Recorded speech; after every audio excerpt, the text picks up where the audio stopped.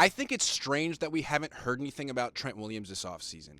Maybe there's nothing to report. We're going to talk to John Lynch, not Kyle Shanahan. He's not coming to the Combine, but we will talk to John Lynch at the Combine in a few days, and someone will ask him about Trent Williams. Is he going to play this year? Have you talked to him? What's his status and mental status?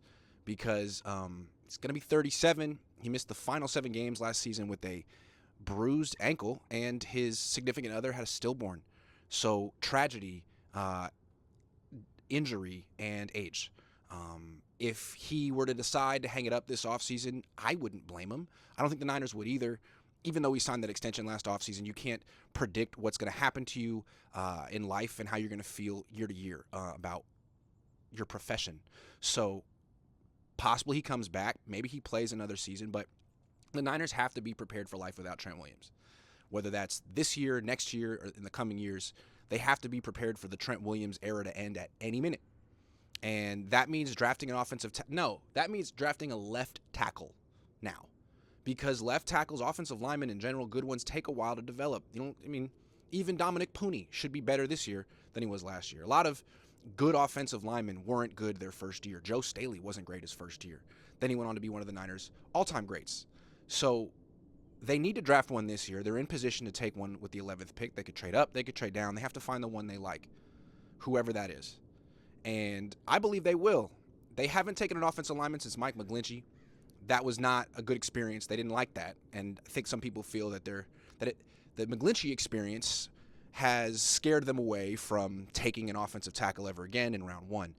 I think that's wrong. I think the reason that McGlinchey was such a bust for them is that they were hoping he would be a left tackle, that he could eventually replace Joe Staley at left tackle when Staley retired, which he did after the 2019 season.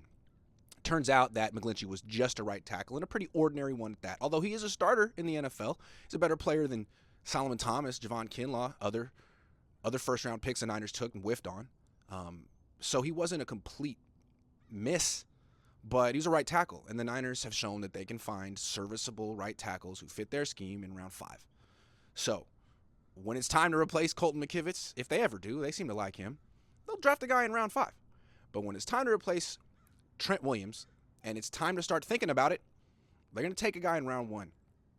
Maybe they'll trade for the next Trent Williams, but I don't think we're ever going to see a situation where a player, Hall of Fame player, gets cancer and the team doctors misdiagnose it, and then he's on the market and he has a special relationship with the head coach of the Niners. I don't see that happening again.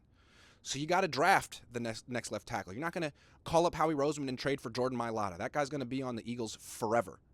Penei Sewell's going to be on the Lions forever, just like Joe Staley was on the Niners forever. So who is that guy? I don't freaking know. I like Kelvin Banks Jr. I like him a lot. I know he's not Trent Williams, but I also know he's not Mike McGlinchey. He's not a right tackle only guy. He's not a clunky, slow guy in pass protection. He's incredibly agile and quick in pass protection. Is he built more like a guard? Sure. Play him at left guard for a while. And then when Trent Williams gets hurt or retires, just move Kelvin Banks Jr. from left guard to left tackle. Look, I don't know if it's the right move because I'm terrible at drafting and stuff like that. I'm just a guy standing on his porch.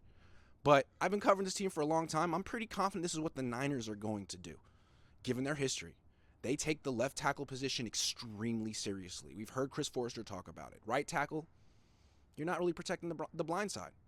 The left tackle has to be great, especially when they're going to be investing in Brock Purdy, I guess, a lot of money soon.